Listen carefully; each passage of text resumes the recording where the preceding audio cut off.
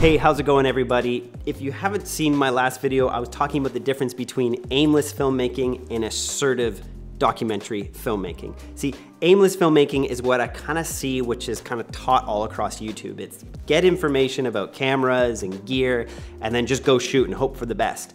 But the problem with that is that rarely works out. See, what I've been talking about lately on this channel is assertive documentary, assertive filmmaking. This is a way to approach your films at all stages to make sure that you have the best story possible and setting you up to have the most compelling film, which will garner an audience and help you get more films in your career. So today's video, I'm gonna be talking about 4 quick questions that will set you up for a win when making your film.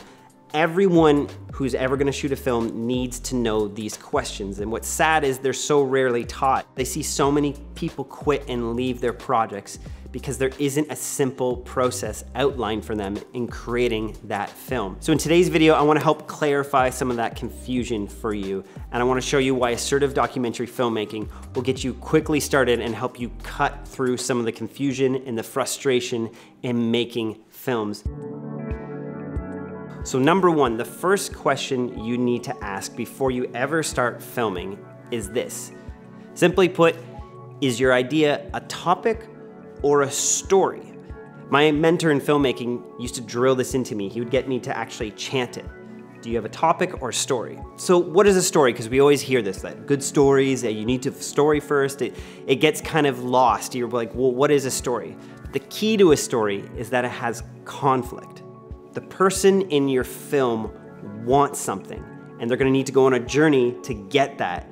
And along that journey, they're gonna learn something. See, the difference between that and a topic is just a bit aimless. It doesn't have these traits.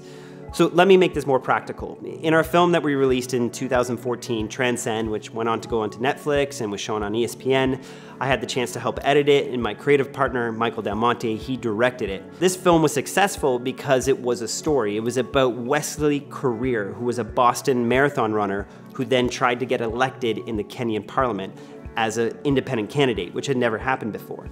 See, he was trying to win the Boston Marathon and win an election race. Right away, we have a character who wants something. I feel like it's a calling that I have to do the will of God. But I think it's just gonna be hard. But when I look at my life, nothing has been easy. It's just been all hard. And it's just hard. This is a story, and this is why we followed him along that, and the film kind of just told itself in a way. Where the difference between a topic and a story is the topic could have just been marathon running or running, and nothing would have happened. We would have just interviewed people talking about running. We don't know what people want. There's no conflict. So simply put, do you have conflict? Do you have a story, or do you just have a topic? Number 2, do you have a main character, and do we know who they are within the first 5 to 10% of your film? This is really important. I see a lot of documentaries that just have random beautiful footage of sunsets and some voiceover, but we don't know who the film is about. A great film that just came out, you may not be able to see it because it's still doing its film festival circuit, is called 9/11 Kids. So right away, one of the first scenes of the film, it sets up who the main character is in the film, and that's this teacher who had a class of students who were reading to President Bush at the time when the planes hit the trade towers back in 2001. And the film goes on to talk about who these people are and how their lives unfolded after this moment. But what the film does is it sets up the main character and the main characters right away at the beginning of the film, so we know who we are going to journey with.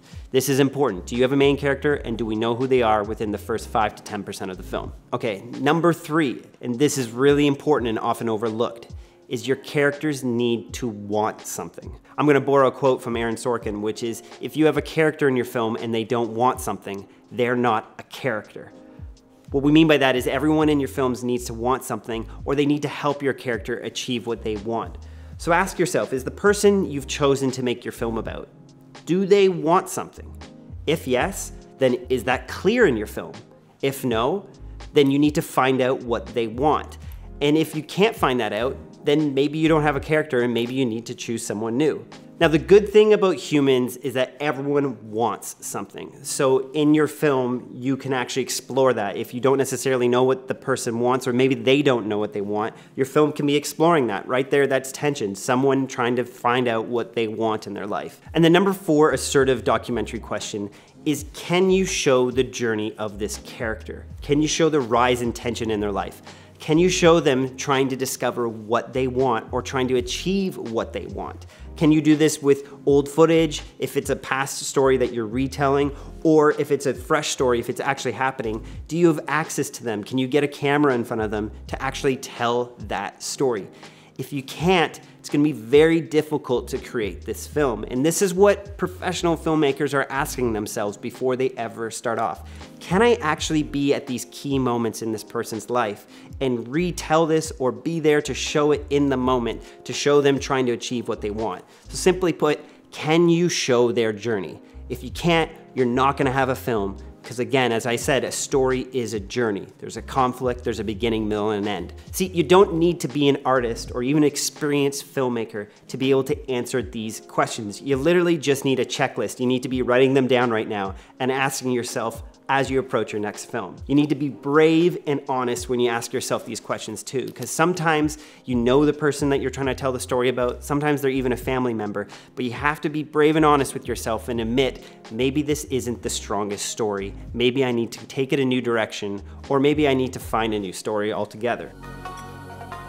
In my upcoming documentary masterclass, I'll be sharing more topics like this, such as crafting your story, how to fund your film, how to research your film, how to find interesting characters, the best shooting techniques. We're gonna get into all the nitty gritty. I'm gonna crack my brain open and give you guys as much detail as I can. The problem with YouTube is I can only ever do 6 to 10 minute videos, but this course is gonna get really in depth with documentary filmmaking. But don't worry, I will keep it high level and simplified so that you can jump in and get good information right away. You don't have to sit through hours of masterclass information to know what's gonna help you make the next best film in your career. So make sure to sign up on our early bird waitlist. There is limited spots available in this course. We're only gonna be able to take a certain amount of people because we wanna be able to give everyone the best attention that we can. So make sure to stay on the lookout on this channel, because in a few days, I'll be releasing more information about the documentary masterclass, and I'll show you exactly what's gonna be included in that class. Thank you for watching, guys. Make sure to leave comments down below if you have any questions about this. I'm really excited about this. We've been working on this for over a year. In a way, I've kind of actually been working on it the past 10 years because I'm going to be giving all the knowledge from my documentary film career, as well as my creative partner, Michael Del Monte, who, if you don't know his work, well, he's not on YouTube, but that's because he's too busy making amazing films. He's shot many feature documentaries, and we're really excited to be releasing this course and teaching you guys more about documentary filmmaking. All right, I'll see you guys on the next one.